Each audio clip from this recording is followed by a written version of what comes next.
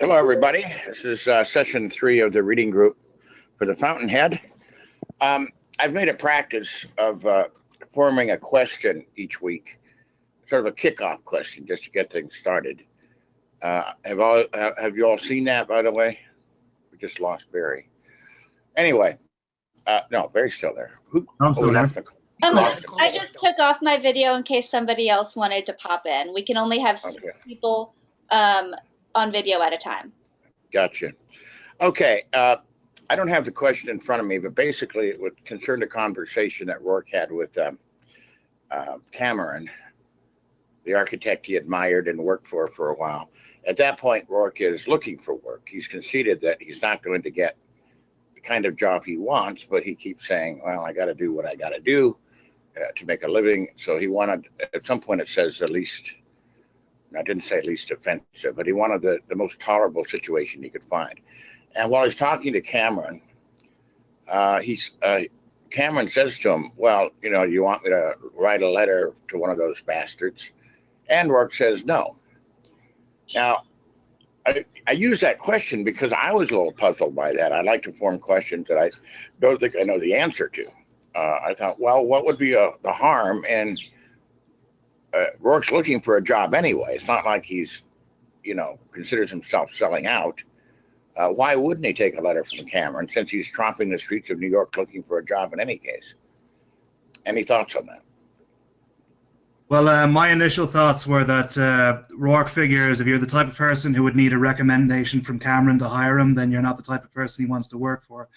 It's kind of the same reason why he didn't bother to finish his studies, because if I need the degree to get this job, then if I can't get it just based on the sketches, then you and me are not the same type of person, basically. However, I think this guy, Kai Taylor, he's after posting there, and he says, Rourke actually explicitly tells us, he says, you're not going to ask them for anything, don't worry about me. So his theory is that Rourke was so outraged at what the architectural community had done to Cameron that he didn't like the idea of Cameron asking them for something. But Cameron still, if I understand, in other scenes, still had a certain amount of respect. I mean, even Francon said, well, he was good at structural stuff. He didn't like his designs, but... it was like, don't lower yourself to dealing with these people after what they've done to you. Like. Oh, so he was... Oh, one thing, isn't Rourke is kicked out, right? He doesn't quit school. I believe he's expelled. Right. As I recall, because he won't change his sketches, which is fair enough. So, well, he was a bit of. I remember him saying, "I'm leaving here because I'm better than you," that sort of thing. But rather that he wants to do, and they tell him, "No, you're kicked out." But yeah. I was wondering too, George, if he does seem to get a job pretty quickly. Keating comes right in, and I'm wondering if it's in addition to his sort of not wanting to maybe pander, or if that's maybe what you're getting at, but just his sense that he'll get one. Well, the thing with the job was the Keating got him with Francon was before this conversation. He'd been fired by the time we had the conversation with, am I right? That if my recollection's correct? Yeah, he had been fired by Francon because he wanted, as you may remember, Francon wanted him to do a design from an unusual client, but he wanted to put it in a certain form that company was used to, and it was Cameron's old form. Huh? I'm sorry. I was just saying it was Cameron's old sort of style, and he didn't want to design it that way. So, yeah, the thing when he was at the what was it? What's the name of that institute he was at? Stanton. Huh? Stanton. Right. As I recall too, from that first couple chapters, he was a bit of a smartass, and they'd ask him to do a design in the form of Renaissance. And he'd like paint boxes on top of one another. So he was kind of asking for it, I'd say. But anyway. Yeah. And he also says, like, I made a mistake, but the mistake wasn't that he got expelled. It was that he didn't leave a year or two early. Yeah. Mike, do you have opinion on any of this? Not Mike, I'm sorry. Our Harley writer. I don't see a name there. Where is your name? It's Mike. It's Mike. It's another Mike. Mike DeBerg, do you have an opinion on this, or? Whoops, we lost his sound. Sorry, I'm a bit distracted here. You're talking about a meeting initially between the dean and Rourke? No, I was talking about why Rourke did not want a letter of recommendation from Cameron. That would debase both of them. Both of them are going on their merit as they see it, and they don't see a need for others to further recommend them because they're complete in themselves. That's true. If what I have doesn't sell, then I'll wait until someone good enough to buy what I have comes along. And that's kind of like the trend along the whole story. Do you think Rourke was sort of debasing himself and trying to find some kind of job just to make a living? He did what he had to do to survive until he could trade his wares on his as he saw fit. Right. I agree with that. Yeah.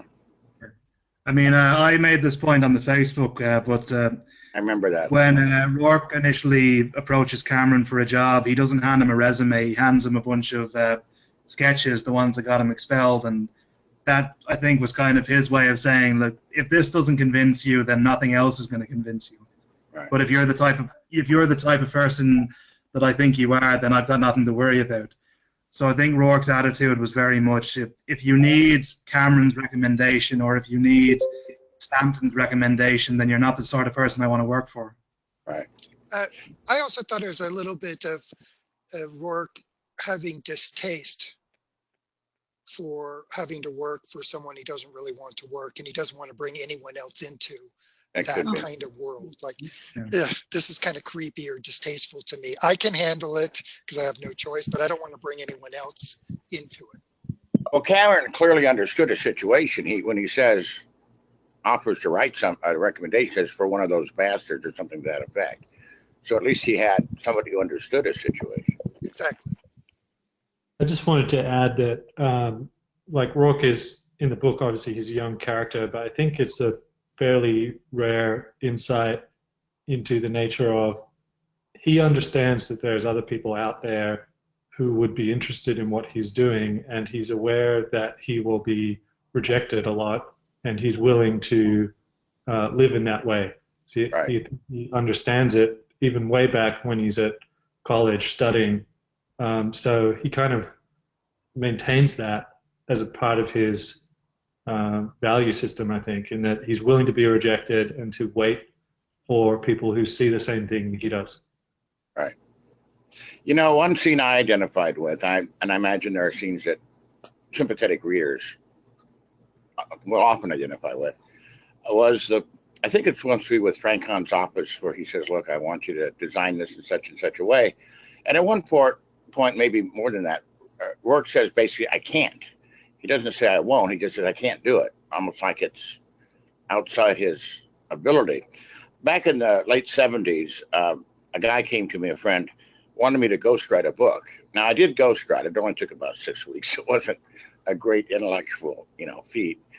But, and I did it on time, and he was paying pretty well, which is frankly why I took the job. It was for the money. And I tell you, it was the most difficult writing project I've ever had. It was just painful. I did a lot of tape recordings with the fellow and did an honest job trying to represent his viewpoints. And there wasn't anything wrong with him. I mean, it wasn't like it was terrible stuff. It just was not the stuff I would have written about or the way I would have written about it. And writing for somebody else, I just hated sitting down and then it was typewriters, not a computer. It was just like, every word I wrote was like a jolt of pain. And after I finished it, it was published and he was very happy with it. But I swore I would never ghostwrite a book again. I just thought, I just can't go through that. I've had a couple people over the years say, hey, would you be interested in ghostwriting? And so one of them involved a decent amount of money, not a huge amount, but decent for ghostwriting. And I just said, I'm sorry, I just can't do it. And fortunately, I, wasn't out on the street. But any of you others had experiences like that? Some job like Rourke was suffering through? It's interesting. Later, he goes to work in rock quarrying. I'm sorry. Go ahead. Go ahead, Barry. Not in work. I did have one professor in college who used to torture me by getting us to write every other essay, either as a Marxist critique or as a feminist critique. So by the end of the writing process, I'd be banging my head on the desk like, oh. Now, Marilyn, you told me in grad school you went through a lot of that progressive or left-leaning interpretive stuff. Was it painful for you to fit your writing into? It wasn't that bad for me. I was a medievalist, so I studied classical rhetoric and philology, so I worked with language, and so I wasn't doing theory in that way. But the people who got jobs, who did better, they did theory. But I didn't want to. I couldn't see doing a feminist critique of Chaucer. It just didn't make sense to me, although they are done. Okay. But Anybody no else? I wasn't kicked out. Well, I've had that. Well, I haven't had it for the last couple of decades, but people used to always ask me to do a commission for them, painting of some sort. Do something that, an idea that they have, or their portrait, and I can't. But it was helpful for me because I read all of Ayn Rand's stuff when I was in my early 20s. And so it was like, just don't go there. I already have these examples of Rourke and stuff going through hell. Just paint what you like and figure out how to bring in money some other way. But I did have one teacher when I was 18, my first year in college, and he was a fine art teacher, painter, Edgar Ewing. And he said his advice to all the young people was paint what you love and make money doing something else. So reserve that special place of art for yourself. Just do that and do it out of love, and then get a part-time job doing something else. Yeah, Mike, go ahead. What Michael just said reminds me of something I heard a while back, that an artist creates what they want, a craftsman works for money. Yeah, that's good. I'd like to tell, I think I told Marilyn that story. It's just a wonderful anecdote, more or less, by famous guy, and I can't remember his name. I think my brain is rotting as I get older. The War of the Worlds, not Guy, what's his name? Well, Orson Welles. I've never seen this again. It's probably available somewhere on the internet, but years ago, it was on a PBS station. He did like this 3-hour interview. It's fascinating. And at one point, he said that when he made Citizen Kane, he got all of this praise for these innovative camera techniques. And he said, at the time, I had no idea they were innovative. I've never made a movie before. I said, well, let's do that. Let's do this. And I just did what I thought we should do. And later people are going, oh, he went against the standard way of doing this. And he said if he had any piece of advice for young creative people, it would be to forget about the rules and just go with your own judgments. And I thought it was wonderful. But it was great what he said. When I went, it apparently has some camera scene where he goes through a window or something, things like that. He said, I just said, let's do that. I didn't know they couldn't be done or weren't supposed to be done. I just thought it would look kind of neat. So. Well, on the other side of the thing, there's a lot of people who want to be great artists, great writers, novelists. They want it to be, or philosophers. And then they don't know. So sometimes you have painters and they don't know what to do. And I'm like, what? Access it, try to figure, and they're really at sea. But they have the desire, so they're like Peter Keating. They have the desire that they want to. When you say they don't know what to do, you mean in terms of basic techniques of painting? Techniques or subject. Or like a project. They don't know what project to even start on. Right. Right. Like I had this English teacher gave me the best bit of advice I ever had. I told him I wanted to be a writer, and he said, "Did you write anything today?" And I said, "No." And he said, "Well, how are you going to be a writer then?" So, I love those kind of stories. Mike, you wanted to say something? Yeah, what Michael just said prompted a thought that you need to learn how to do what you want to do. My problem has always been I've never known what I wanted to do. Okay. So that's I see something that catches my interest and it's like, oh, let's do some of this. And then something else comes up and it's like a dog and a squirrel. Oh, a squirrel. And I'm off doing something else, and then something else catches my attention and I'm off doing that. I've never had that thought from the time I was very young of I want to be this. I've never had that thought of I want to be this. I wanted to be whatever the spur of the moment brought me to. Yeah. I sometimes have wondered if I, sorry, what'd you say, Michael? Living in the moment. Right. I've often I'm a wondered, master of that. I can live in the moment. I've often wondered if I'd been born rich, how that would have changed my career choices. And what I like to, I think I'm naturally an indolent person. I probably just would have read and traveled and not worried about producing anything. So maybe the lash of financial necessity has motivated me in that sense. But I want to kind of change the subject. Mike DeBerg wrote a little comment in the chat. okay. And what he found really interesting was during Keating's first meeting with Dominique, in which they're discussing Tui, and Dominique says, "But not Tui. He's a monolith. Sometimes when I feel bitter against the world, I find um, consolation in thinking that it's all right and I'll be avenged.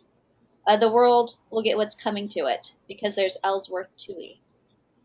This is Dominique saying this. Who is it? Yes. So, Mike, I'll let you expand upon that. Well, she is showing her perceptiveness and that she understands what TUI is and what his aims are, and that it's not going to be good for the world. That TUI is out to dominate and shape the world towards his ends, and that is not going to be felicitous for people like her and Rourke, and that the world doesn't know what it's coming to, yet she sees it. Like she can and see like people who what don't, he's trying to do before he's even started doing it. Oh, TUI is doing it. That he's starting on his path towards, as he sees it, world domination, which who's we been see doing it later in the since 7 years novel. old. But this is the little heads up that she knows. And if you're a first time reader, you don't catch this yet. But if you've read the novel and then read it again, you understand that now she sees what TUI is. And she's telling Peter Keating, I know what he is, who he is, what he's trying to do. Right, and this is in the very beginning. He hasn't really done a whole lot. He wrote a couple articles. He has this column. He talked at the strike, but he really hasn't done a whole lot in terms of the rest of the book. But she already knows it. Yes. It's interesting I'm too. not- It says sometimes when I feel bitter against the world, which makes me think that, right, there are times where she's thinking, I'm just going to give up. But clearly she doesn't, and we know that she's a very complicated character, but there are those times when she does take a little bit of pleasure in thinking, well, at least the world will get what's owed it. But she doesn't go completely down that path. So is that why she says that she likes Tui? So in that same interaction that Mike was talking about, she says that she likes Tui.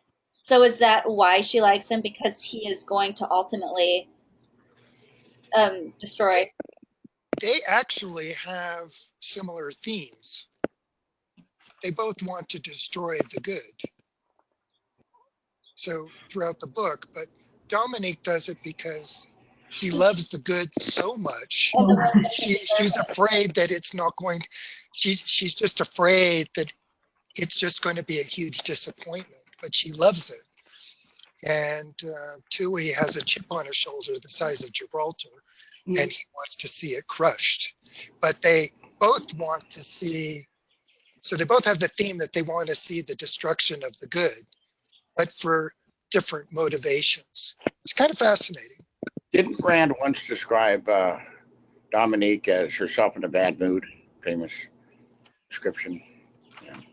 Yeah, I thought that scene where she first walks into the office and Keating's reaction is sort of push-pull thing. He's afraid of her, but he's attracted to her, and that whole business, I thought was a good description. Plus the review she wrote, which is, I think, at the end of the 7, 8, 9, be chapter 9, I guess, attacking the building by her father's own company. And that was hilarious. Yeah, the one that Keating designed. Yeah, that's right. It was a Keating design. Yeah. With the view of the butts of the sculptures on the balcony or something out the window. Yeah.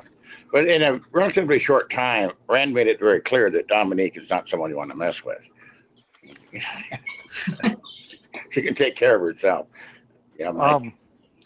To clarify, somebody said that Dominique liked Tui.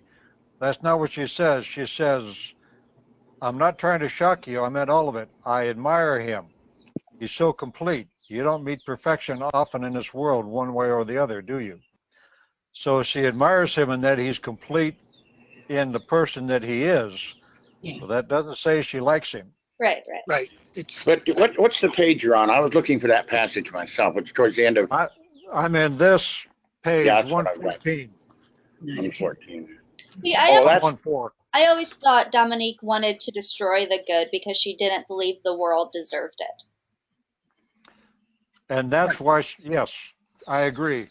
She wanted to save the good from the masses of... Yeah, now, from the world. Mike, you were reading past the 3 chapters we read for today. You're in chapter 10, right? That may be why I didn't remember. The chapters this week were 7 to 10. It is chapter 10. Okay. I'm sick. Thank you. I just wanted to add, I don't know if other people feel the same way. This is the first time for me reading the book, but I don't like Dominique at this stage in the book.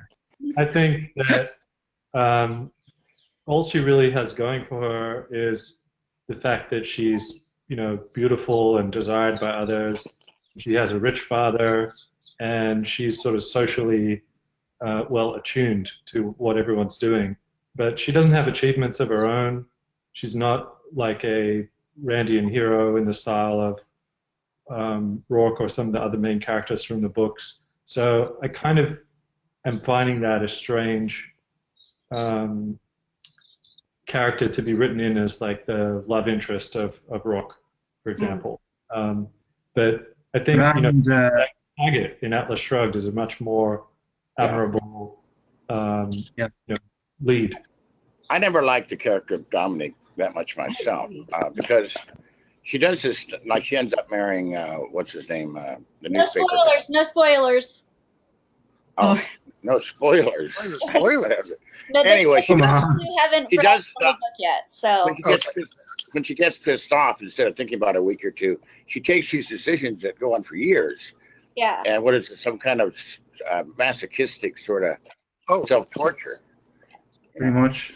Patrick, if I have a grudge against the world, I hope I wouldn't do something really stupid for 5 years just because of the grudge. But Patrick, anyway, that feeling may grow as you read the book. Yeah. I want to ask: has anyone like Dominique? Me. I'm kind of. But I'm an artist. I like that stuff. I don't like her either. I don't think she's an admirable character. She's an interesting character and very difficult, but not admirable. It was not somebody I would say, live your life like this. Well, you have to Rand on a horse with a riding her as being. Sorry, who was talking there? That's all right. Go ahead. Go ahead, Barry. Rand described Dominique as being more of a hero worshipper than an actual hero, I think. Yeah. Okay, so she's not really a role model in the way that Howard Rourke or Dagny Taggart or John Galt or any of the other great heroes of her fiction would be, or even someone like Kira in We the Living. She's a grande dame in the making. She's someone who appreciates the arts, hangs out. She's rich, hangs out in all kinds of social circles. She's got a very clever mind.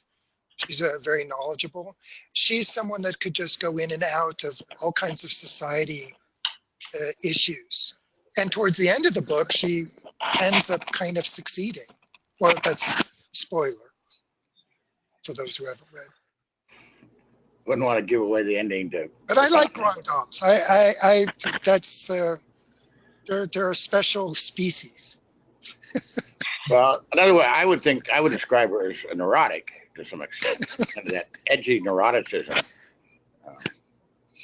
I was just going to add, I've actually met someone like this in real life. I married one. Was one of the challenging personalities to deal with, and very like I don't know how to explain, but kind of confronting, because it makes you feel like, oh, how do you measure up to people like this? And should you even feel like you have to? So there's a part of me that is referencing someone I've known, but can see in this character, and it's interesting to see it sketched out by Rand in that way. Well, let me ask a question. To what extent is gender involved in this? It's hard for me to imagine a man having the same characteristics as Dominique and being at all appealing. The fact she's a beautiful woman, if she were, a 400-pound homely woman, which I think in this case we're dealing with sort of a very specific type of character. Can you imagine a male having those characteristics? And a gay bitch. Yes, I can. You can imagine a man having those characteristics, but he'd probably be perceived as a loser. Yeah, that's the point. Not if he's very good looking. Right. Well, there's Leo from We the Living, and who's a similar type of character, almost just based on physical appearance. Kira falls in love with him, and that's basically it. I mean, because of his physical appearance, he's considered. Are you talking about Andre or Leo here? You're talking about Leo. And that. I don't like him either. Yeah, Leo either. Yeah, he's a little bit hard to take. Yes, Mike. You asked, could you imagine a man with the same makeup as Dominique? I would ask you to think of any number of politicians that mold themselves to fit in the situation they see necessary. Yeah, he wouldn't accomplish anything.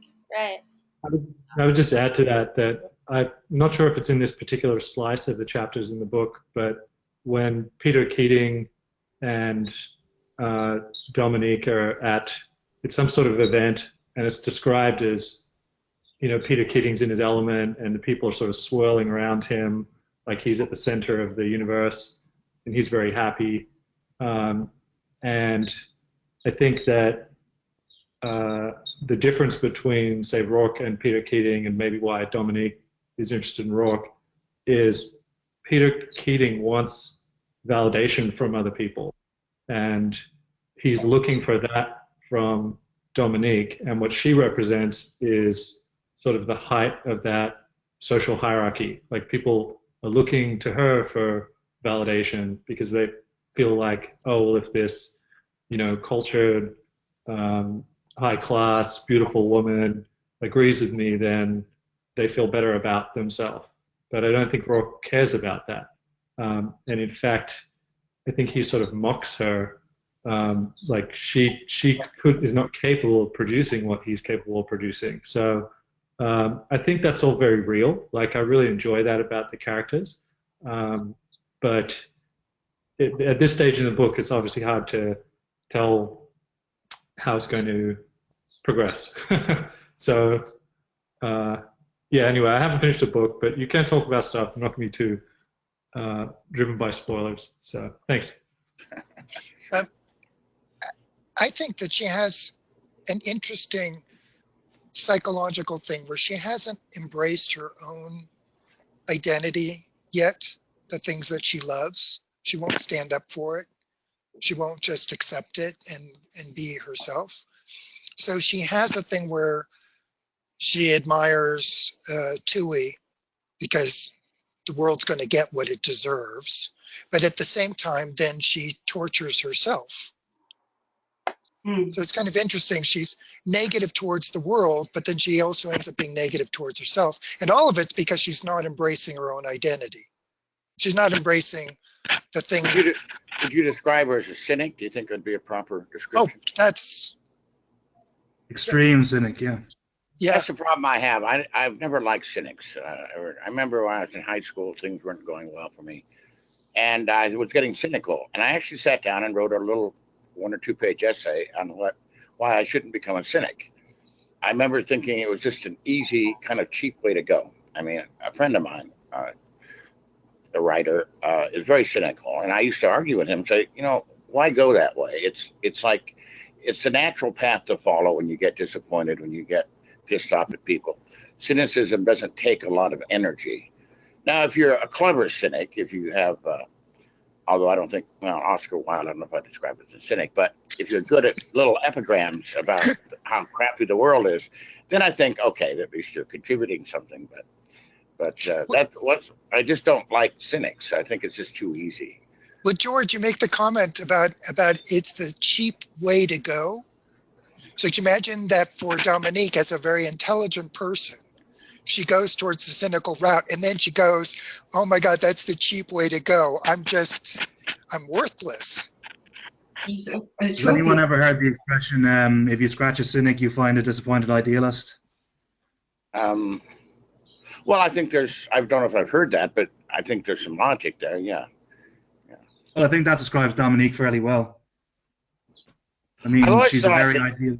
Cynics I know, it's almost like a public persona. In other words, like you sit around and you make cynical remarks and people go, oh, there's a wise person. And, sometimes I just wonder how you can really be a real cynic and not commit suicide. If things are that bad, you don't have to stick around, It's not like anyone's forcing you. Anyway. Well, you take joy in feeling superior to all the poor adults who can't see how bad the world is. Yeah. Yeah, there's a certain. That's the only thing I can think of that keeps cynics from killing themselves. Now, who was it that said they didn't like Dominique? Was it Barry or our fellow we can't see? I don't like her I either. think it was everyone. No, it's me. I'm the only one who likes her. I think Patrick was the first person who said it. I like her. Oh, hi, Patrick. Oh, sorry. No, I'm confused. Did Patrick, you just came on? Yeah. So I was saying I don't like her, and I think that's also because I've met people like that, and sometimes I think it's very weak for people who are in a position where they could do anything with their life and they do nothing. So they have the resources and the ability to really follow or self-actualize any of their dreams. And if they don't have anything, I think that's really pathetic. Whereas the rest of us are kind of, you have to scrimp and struggle, and you have to go through these periods like Rourke does early in his career, right? Where you kind of have to choose your mentors, and you have to start at the bottom, and you have to fight these sort of internal battles. I think he's a lot more like a tortured artist because he's so uncompromising. It's just like, he won't even take a job so that he can get his name out there, so that he could do the work that he wants to do. He wants to do everything exactly his way. It's going to be great. It's going to be a work of art, or he won't do it at all. And I kind of see where that's going. And obviously the book is going to explore that dynamic, because you can see how Rand's setting up all the characters. Like Peter Keating's a guy who, at the polar opposite, is the master of compromise, Right. but he doesn't have integrity. So Yeah, I'm enjoying that, and I think you can also, if I'm honest with myself, I can see different parts of their characters, how in either individual choices in your life or moments where you've been more like Howard Rourke or you've been more like Peter Keating, you know. So yeah, I'm enjoying the book a lot. Yeah, I think it's significant, obviously, that what the book's divided into parts with the names of people, and Peter Keating is the name of the first part. So. But I don't see the tortured part. See, I But think maybe it's just something in my psychology as I read this, but I don't get that sense of. I know it's me against him against the world, right? But I don't get the sense of that he's doing it in order for it to set up a battle.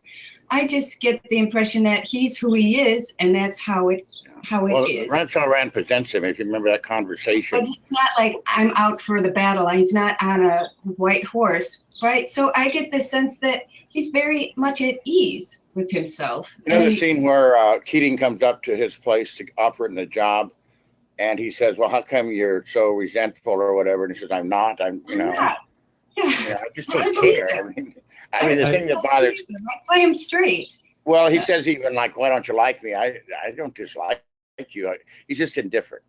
Rourke is just in his own orbit, and he just doesn't really give a shit what's going on with people he doesn't care about. He does like people. He has that friendship with the tradesmen, right? Because they share the similar qualities. But I think what he means to Keating is like, look, I'm not going to indulge you.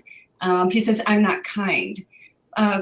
Which doesn't mean that he's unkind. To me, it just means that I'm not going to indulge you, kind of prop you up. But sorry, go ahead.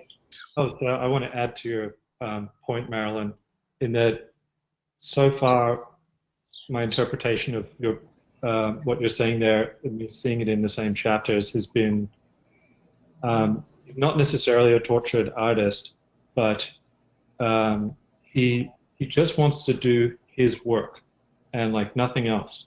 And so if people don't want to do it his way, he might sort of throw his hands up and go, okay, well, I guess it's not going to happen. He doesn't want to create these incomplete buildings that lack the integration or the integrity that he sees in them. And I think that's his main drive. It's like he just wants to do what he thinks is great work. And he's not as interested in status or, you know, making money or these other things as some of the other characters. And Peter Keating, who is, you know, the total opposite, completely interested in those things, deep down, he actually wants Rourke's approval because he has this suspicion that Rourke is better than him, right? And he kind of knows it. And so I think that's what really annoys him, even though at the start of the book, they're friends and Peter kind of offers him, you know, an olive branch a few times. Peter is afraid of him producing stuff that's better than Peter's, you know. And so you're saying he's at ease. I think there's, you know, what he sees in Henry Cameron and maybe some of those hard points in the book where, you know, that discussion open with, is it hard, Rourke? And he says no. And then, do you want me to write a letter? And he says no. I mean, there's got to be some struggle in there. It's hard to think there's something painful watching. Mike wanted to say something. No, please. I didn't mean to cut you off. By the way, you don't have to raise your hand if you can see something. Anyway, go ahead. It's easier than talking over somebody when other people want to speak. Anyway, this Rourke's character, where he sees what he's doing as good, kind of foresees Rand's future objectivism in that there's good, and if you take the good and accept a little bit of evil, then the whole thing becomes tainted. And Rourke, he knows what he wants. He sees it as good. He knows that it's good, and he's satisfied with that. And he knows that if he takes something else and adds it that doesn't belong there, now he's tainting what he has done, which is good, which then taints the whole thing. And he's not willing to do that. So this whole characterization of work kind of foresees that future based in objectivism. Well, Is- relevant to what Patrick was saying, there's a certain wiggle room in their distinction that Rand draws between, was it structure? Would that be the right word? To make sure the building's going to stand up versus the design aspect.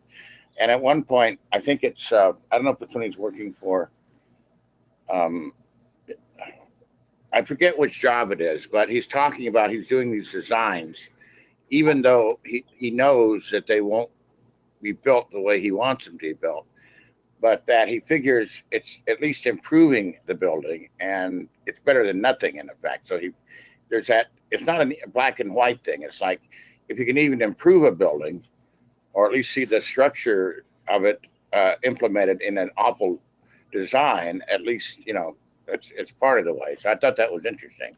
It's not like either I have to complete say or I'm not going to do anything.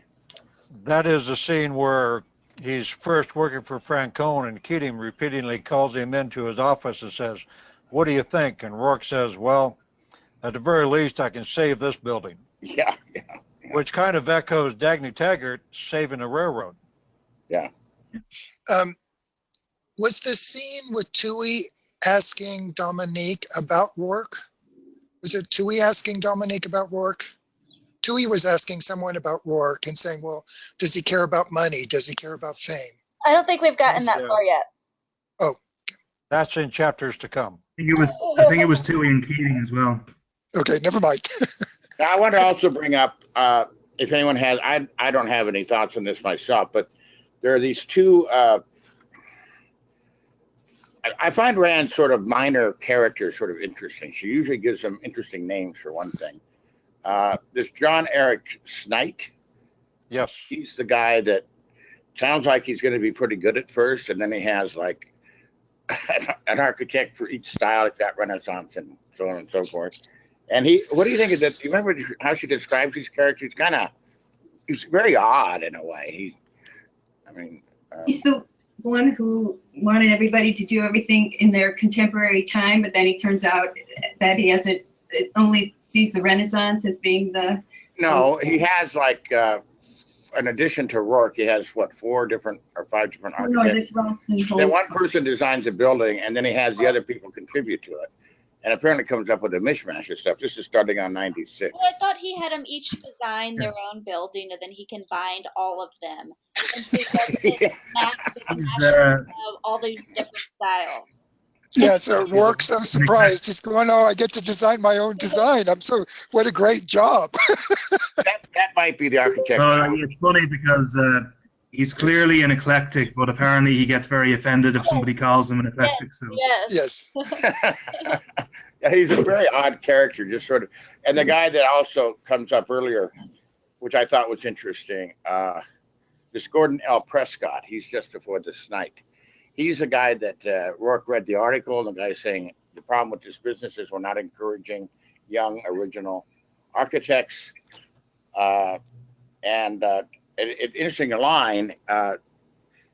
It says on page 93 when Rourke read the article, that there was a type of honest conviction in the article, but then he meets him, and the guy just shuffled through his stuff and said, well, you're obviously not accomplished, and da-da-da. Then he describes a young architect that he said designed a house to look like a silo with touches of classicism on it. Says, that's what we need. That's really original. I was trying to imagine how you would design a house to look like a silo, but I couldn't quite. I don't have the imagination. What about the scene where Rourke redesigns the house in front of the client? Austin Heller. Yes, I like Austin Heller, and then Heller fires the architect Rourke was working for, and hires Rourke, and that's at the very end of chapter 10. The chapter closes off with Rourke going off with Helen. Right. He's a very interesting character, Heller is. He's the guy that sounds like an anarchist when he's speaking at I liked him. I liked him right away, George. Well, he's not an animal. He says we want as few laws as possible, and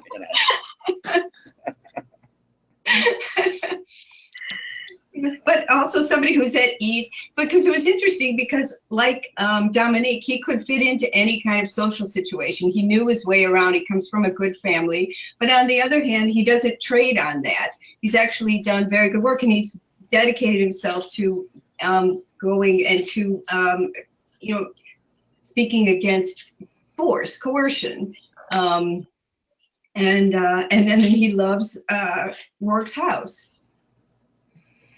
yeah, here's another. Speaking of Heller, that's at the same talk that Toohey spoke at about the strike. Now, this is something again. I'm asking this. I don't have an opinion on this. I don't quite get it. Keating is very nervous about this non-entity of a girlfriend of his. What's her name? Catherine. Is that right? Yeah. Catherine Halsey. Yeah, going to hear her own uncle speak, and when he finds out she's there, he wants to get her out of there as fast as possible. Like he doesn't. I mean, he's nervous about Toohey for his own reasons, but he doesn't want his girlfriend to hear him either. And I'm wondering what's going on. What is that about? I thought that was just because he told her he was coming over. He just he drunk calls her, whatever. Having a bad day already, right? Right, right. In fact, she left a note on a desk he couldn't get access to. Right. Oh, I forgot you can't get into my place. I'm so sorry. Well, Catherine Halsey is the one person that Keating is honest with, that he doesn't need her to, well, he does need her, but not in a manner that he needs the other people to be something that he's not. Yeah, he's not. She is the one person that he can be himself with. He knows she won't judge him. She'll accept him no matter what. And I mean, early on, it makes it clear, like, she didn't really care about his work. She didn't even want to know what he's doing. It's like, oh, I just love you, Peter. I don't give a crap what you're doing, and I don't want to hear about it. I just love you. It's you. What would Ayn Rand say about that? Based on her philosophy of, being in love with somebody for their character and the things they do, and admire them for those traits and values. What is Rand trying to communicate with Catherine? Like with her character. I'd like to answer that, but I don't think I can without going into spoilers. Oh, that's all right. Just I don't think we're gonna. Well, I don't think it turned out too well. Let's put it that way. I want to know, Barry. Give us your answer. I don't think things in the end work out too well for Karen as a result of not caring about the character of this man who she claims to be in love with. So I think there's Ayn Rand's answer right there. Yeah. Well, it's that idea of unconditional love. I'm sorry, what'd you say, Michael? Oh, just the karma. If you got some false premises going on, you get punished by Rand. Well, I mean, even while reading that, it has to occur to readers thinking, well, if she doesn't care what he does or what he has done or what he wants to do, what is there? Well, that's the person. Peter's actually like a very high functioning person. Like he's successful on multiple fronts. He's very clever in terms of his social intelligence. So, I mean, his own mother at some point in the book criticizes his choice for relationship, right? Because she's like, oh, you could do so much better. You're like the lead partner in this firm, and doesn't seem to have any talent or intellect. But he really cares about her because she doesn't seem to care about those aspects of him. And he might like that because she might be the one person who isn't his friend or interested in him. She's totally non-judgmental. She just. And I think I can be honest with you. Your question, George, about like why is he worried when he's listening to the loudspeaker and he can hear Toohey and his girlfriend is there, is I think Peter, he's a very calculating social operator, and he senses the power of Toohey, and he knows that it's ominous. So he's afraid of that. He doesn't even understand why yet, and I don't know why yet because I'm not further into the book. But that's a good point, though. Good point. I would say. Oh, I'm sorry, Patrick. Continue. No, I just think that's why he wants to get her out of there. He senses that power and thinks it's dangerous. I would say, how much does Keating really care about Catherine when he goes for months without thinking about her, without going to see her, without calling her. And she's completely okay with that. And as a woman being in love with the man, like Marilyn, how okay would we be without the man we love calling you for 4 or 5 months? No, I understand completely, except I think that's very typical of her romantic relationships. That idea that that love is there for its own sake. You love the person for the person's own sake, period. You don't want to be supported, you don't need to be validated, you don't need to be anything, but that is it. Because in all of those in that romance with, I think in Alice Shrugged too, there's a sense of, just go off. When I'm in town, I'll see you. When I'm not, I mean, and it's to be expected. But also, but the interesting thing about it, and this is where Catherine is not the same as the other heroines, but the woman's expected to have her own life. She's expected to have her own career, her own interests, and she's expected to be able to maintain herself for her own self, and not so that love is then pure, like so many other things we're trying to talk about here. Well, one of the things that I see about Catherine is that she is like Peter Keating in that her character depends upon other people to define her character. Peter Keating needs others to show him who he is. Catherine is who she is because of Peter, because of her uncle. She is not a person unless others define who she is. Yeah. I think, Mike, there is that point where she starts going to like a local school or an orphanage. She starts doing some sort of social work, and she enjoys that. And Peter, I think, almost doesn't understand it, because he's like, why would you do that? You're helping other people for nothing in return. And I think Catherine is a more sort of innocent character who maybe understands why people are the way Peter are, but she doesn't possess that calculating viciousness. It's more of like accepting that he has that in him and is good at it, but she just wants to be a good person, and she's kind of perhaps naive. I think is the main word when I think of her character. She has a lot of naivety about her. Yeah, you would call it naivete, or I guess that would have to be part of it. She just struck me when I described her earlier as a non-entity, just sort of empty vessel, An afterthought, like a plot device. Well, he's convenient. She's there for him if he wants her. If he's not, she doesn't seem to care. She praises him. This is what happens if you grow up with Ellsworth Toohey. Yeah, yeah. Yeah, you're kind of taught to have no identity for yourself, Well, she seems obsessed with her uncle, doesn't she? I'm not sure she understands what he stands for, how much of that she understands, but so what do you think? What do you think of this character that wrote that article? I'd have to look at his name again, saying we need young new architects. I mean, so what's going on with him? Why did Rand even introduce him? He sort of represents, I guess, that kind of big on words, and even Rourke was sort of taken in by thinking this guy might understand. And when he goes to visit him, he's just another kind of a different type of jerk, I guess you could say. Well, art dealers are a lot like that guy. They can be perceptive, but then you go and see the gallery and they have some figurative work and they have some abstract work, and then they have some installation pieces where they're trying to please everyone. And yet they can be kind of perceptive here and there. Right. And it's frustrating as an artist to come across that kind of person. Yeah. Because nothing of it's usually dominated by modern art with the Arden quotes. With the what? I'm sorry, with the what quotes? With the Arden quotes. Oh, okay.